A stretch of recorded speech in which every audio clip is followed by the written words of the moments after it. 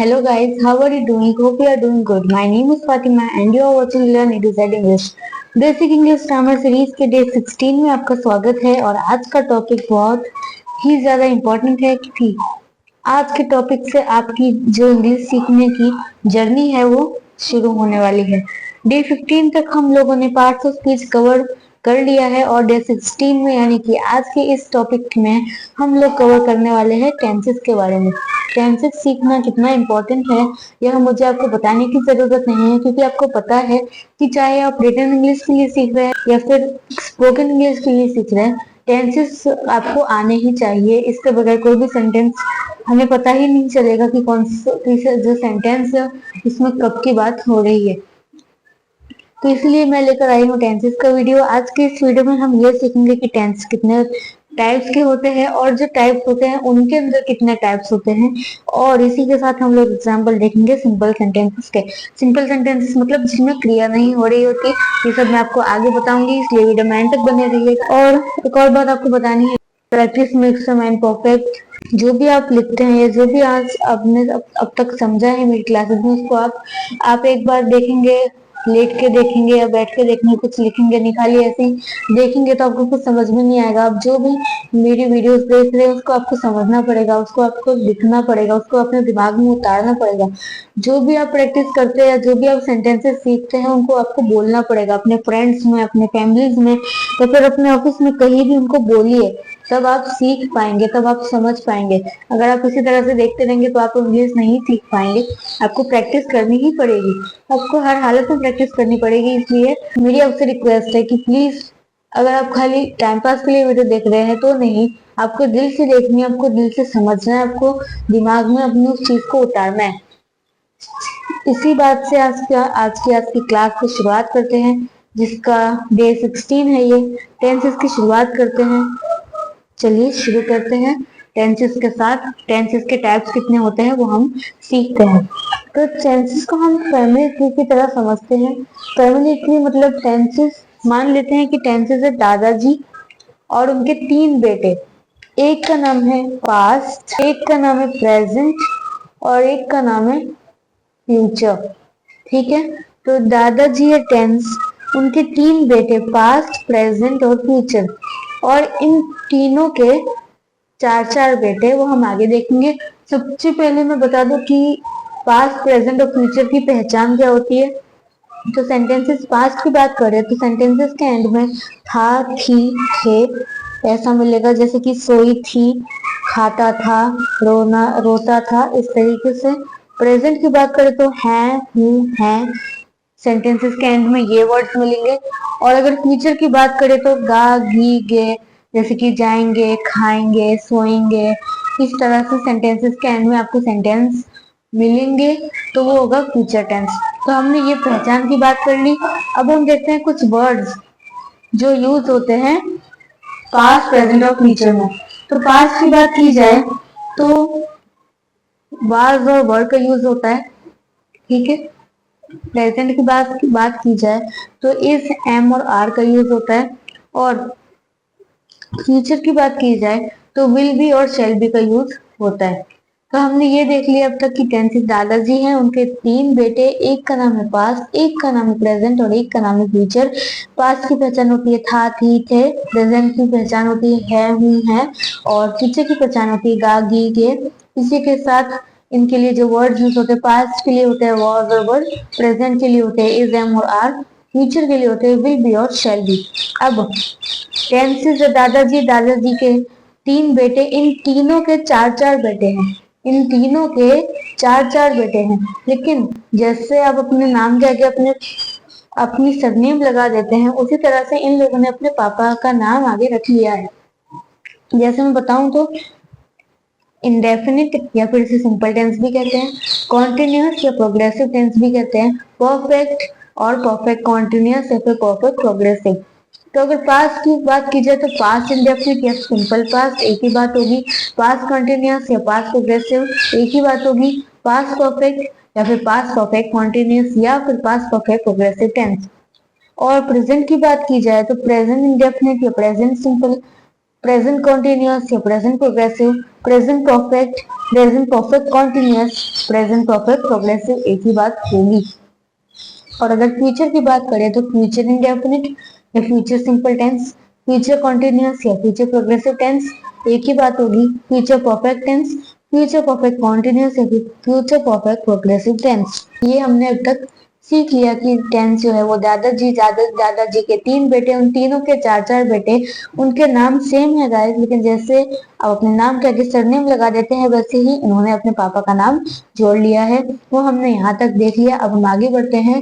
तो आप सोच रहे होंगे कि 3 तरह के टेंस होते हैं, उन सब में 4 4 तरह के कुछ टाइप्स होते हैं, तो 4 3 12, तो हमको 12 टेंस सीखने हैं। तो आप टेंशन मत लीजिए कि 12 है, कि आपने केवल किसी एक टेंस के पार्ट्स को समझ लिया तो बाकी सारे भी वैसे ही होते हैं, बस इसमें हेल्पिंग वर्ब्स वगैरह अलग हो जाता है, तो वो आप आराम से सीख सकते हैं। यानी तो आप ये समझिए कि आपको सब 4 तरह के टेंसेस सीखने हैं, बाकी के 4 आप खुद ही सीख लेंगे अपने आप।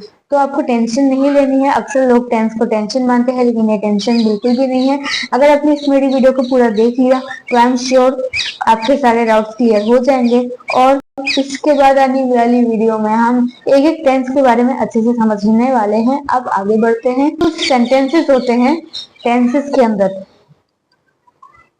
टेंस होते हैं 3 तरह के, पास्ट प्रेजेंट और फ्यूचर, उनके 4 4 बेटे होते हैं। और 4 इज 12 टेंसेस में 4 तरह के सेंटेंसेस होते हैं। यह टेंसेस हैं, ये सेंटेंसेस है। कौन कौन से सेंटेंसेस होते हैं? जैसे कि पॉजिटिव या फिर अफर्मेटिव, नेगेटिव, इंट्रोगेटिव या फिर नेगेटिव इंट्रोगेटिव। ये सब के बारे में क्या है मैं आपको बताऊंगी आगे। सबसे पहले बात करते हैं पॉजिटिव या फिर अफर्मेटिव सेंटेंसेस की। तो पॉजिटिव या फिर अफर्मेटिव सेंटेंसेस जिसमें ना यानी कि नो का यूज नहीं होता वो बिल्कुल पॉजिटिव सेंटेंस होता है। जैसे कि राम खाना खाता है, तो राम ईट्स फूड, ये बिल्कुल सिंपल सेंटेंस है, इसमें ना का कोई वर्ड नहीं है, इसलिए पॉजिटिव या फिर अफर्मेटिव सेंटेंस है। इसी तरह से ना नेगेटिव, जिसमें नॉट लगता है उसे नेगेटिव कहते हैं। जैसे कि मैं बोलूँ राम खाना नहीं खाता है, Ram does not eat food, तो वो नेगेटिव सेंटेंस हो गया। इंट्रोगेटिव होते हैं प्रश्नवाचक, यानी कि जो सवाल पूछते हैं उन्हें इंट्रोगेटिव कहते हैं। और नेगेटिव इंट्रोगेटिव जिसमें नो भी आता है यानी कि ना भी होता है और सवाल भी पूछा जाता है। ये सेंटेंस आपको आगे बताऊंगी ताकि आप अच्छे से समझ सके। अब हम आगे बढ़ते हैं, स्ट्रक्चर देखते हैं। तो अब हम बात करने वाले हैं स्ट्रक्चर की। स्ट्रक्चर सेंटेंसेस बनाने से पहले आपको 2 चीजों का बहुत ही ज्यादा ख्याल रखना जरूरी है। पहली चीज तो है ये जो है स्ट्रक्चर, और दूसरी चीज है ये मैं आपको बताती हूँ क्या है, इसका मैं बाद में बताऊंगी, पहले मैं इसको समझा देती हूँ। जैसे कि हमने देखा कि टेंसेस में 2 तरह की कैटेगरीज होती है। एक होता है सिंगुलर, एस फॉर सिंगुलर, एक होता है प्लूरल, तो पी फॉर प्लूरल। इनको हमने 2 कॉलम वाइज रख लिया, ए में सिंगुलर है, बी में प्लूरल है। तो सिंगुलर में आ गए आई, यू, ही, शी, इट, तो ये सारे सिंगुलर हैं। और अगर प्लूरल की बात करें तो वो है we, you, they. We, you और दे आपके होते हैं प्लूरल में, और I, you, he, she, it आपके होते हैं सिंगुलर में। तो ये आपको ख्याल रखना है इस चीज का। अब मैं आपको स्ट्रक्चर समझा देती हूँ जो कि हमने पीछे सेंटेंसेस देखे उसका। तो सबसे पहले हमारे थे पॉजिटिव या फिर अफर्मेटिव सेंटेंसेस, तो उसका हम स्ट्रक्चर देखते हैं। इसका स्ट्रक्चर कुछ ऐसा होगा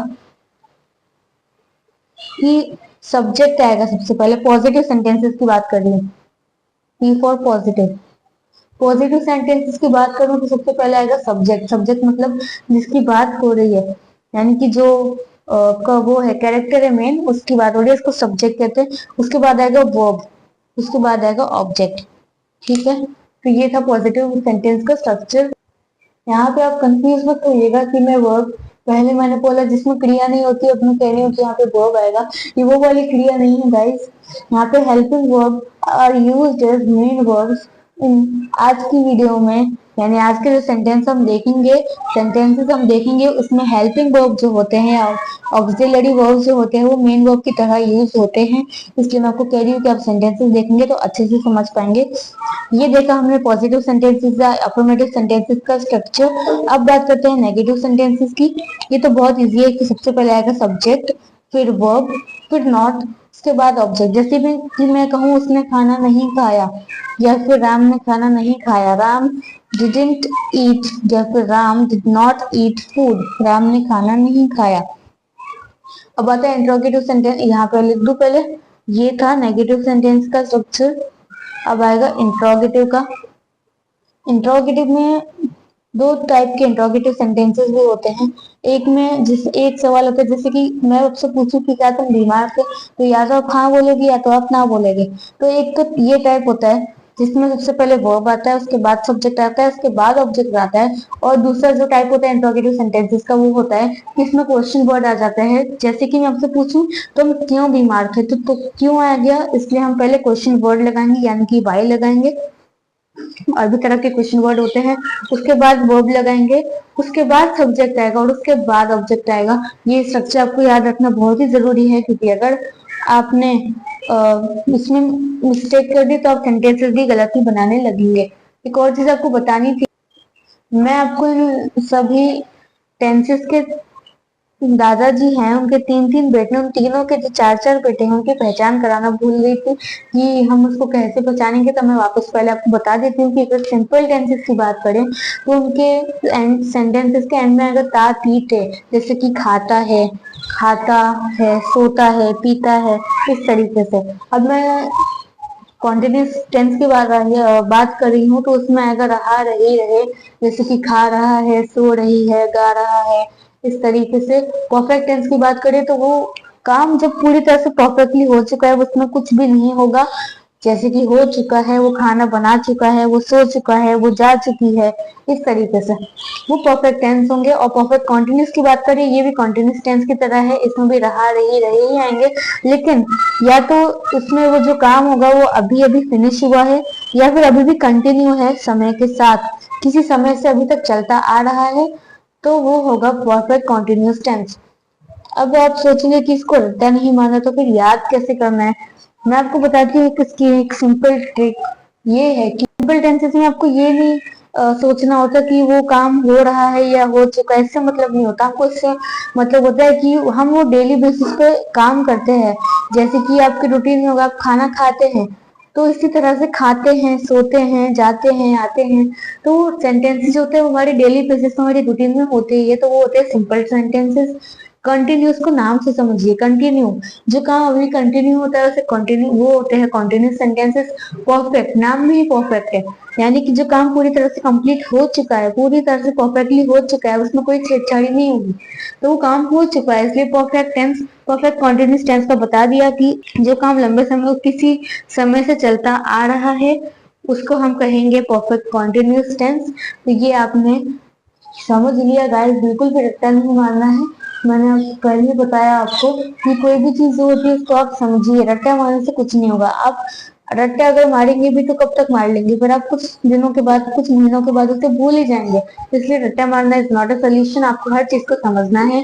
जैसे कि अगर मैं आपको एग्जाम्पल दूं कि a प्लस बी का whole square is equal to A square plus B square plus 2ab, ये आपने समझ रट्टा मार लिया, तो फिर क्या होगा, आप कुछ महीनों बाद, कुछ सालों बाद, उसे 2 साल बाद आप उसे भूल जाएंगे। लेकिन आप अगर समझेंगे कि a plus B into A plus B अगर हम करते हैं तो उसे मल्टीप्लाई करने पे ये आता है, तो आपको उसको भूल भी जाएंगे तो भी आप उसको समझ के याद कर पाएंगे।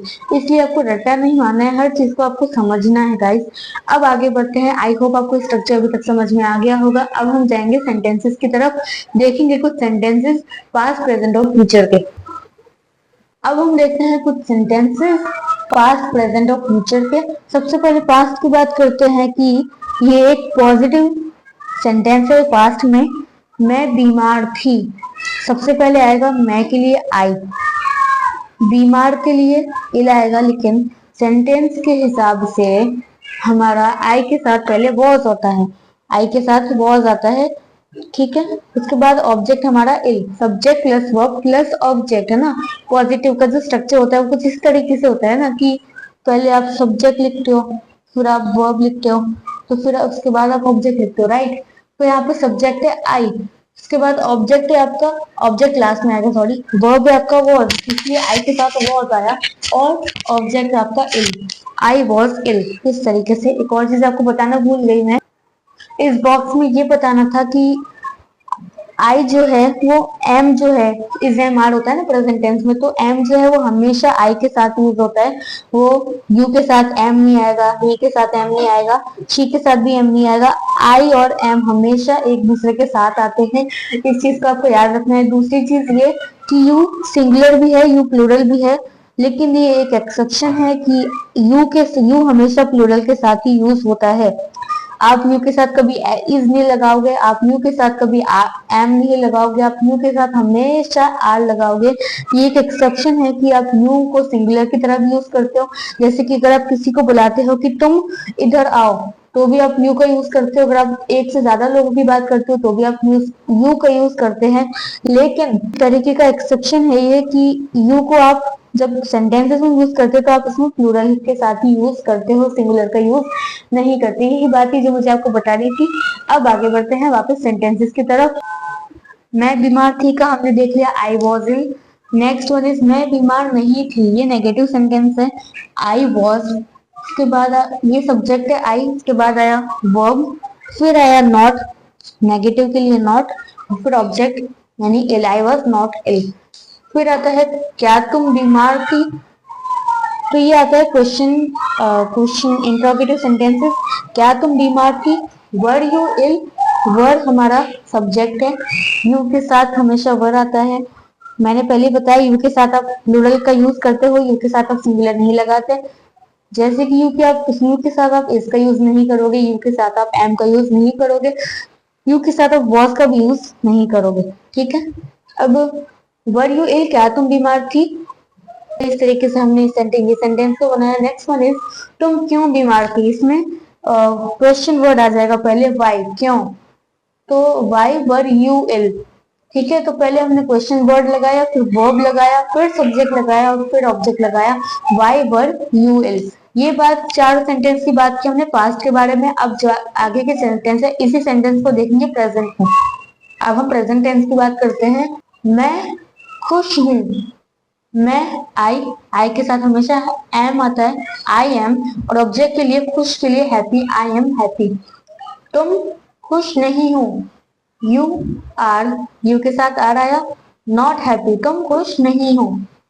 क्या तुम खुश हो, सबसे पहले आ गया आर, उसके बाद आ गया यू, उसके बाद आ गया happy, happy, are you happy. क्या तुम खुश हो, तुम क्यों खुश हो, इसमें भी क्वेश्चन वर्ड आ गया, वाई, तुम क्यों खुश हो, वाई आर यू हैप्पी, तुम क्यों खुश हो। सबसे पहले क्वेश्चन वर्ड, उसके बाद वर्ब, फिर सब्जेक्ट और उसके बाद ऑब्जेक्ट। तो ये चार सेंटेंसेस की बात की हमने प्रेजेंट में। आपको सेंटेंसेस देखेंगे जो कि होंगे फ्यूचर में। कुछ और सेंटेंस है जब जिसमें हम बात करेंगे फ्यूचर की। मैं खुश होंगी, मैं खुश होंगी, आई shall be happy.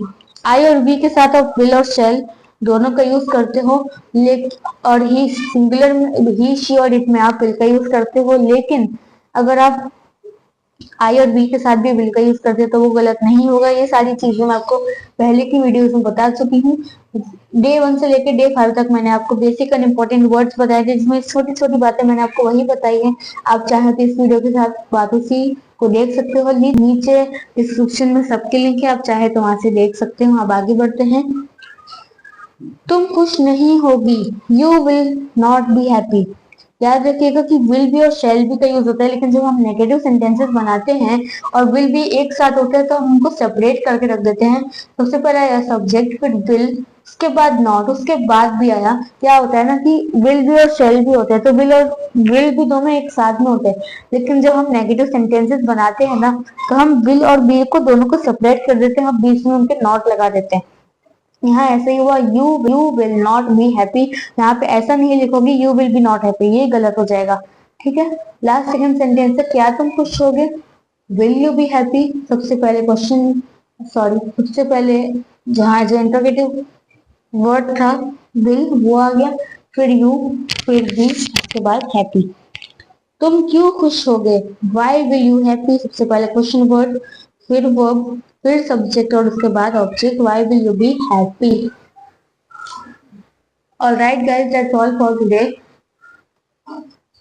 I hope आपकी वीडियो को आज को बहुत मजा आया होगा और आपने लैंग्वेज के बारे में सीखा होगा। ये तो सिर्फ एक पिक्चर थी, मान लीजिए कि पिक्चर थी फ्रेंड्स, इसके बारे में आगे आने वाली वीडियोस में हम टेंसेस के बारे में डिटेल में समझने वाले हैं। तो डे 17 को आप डे 17 के बाद से कोई भी वीडियो आपको मिस नहीं करनी है, क्योंकि इसमें आपको प्रेजेंट इंडेफिनिट यानी कि सिंपल प्रेजेंट के टेंस के बारे में सीखने मिलेगा।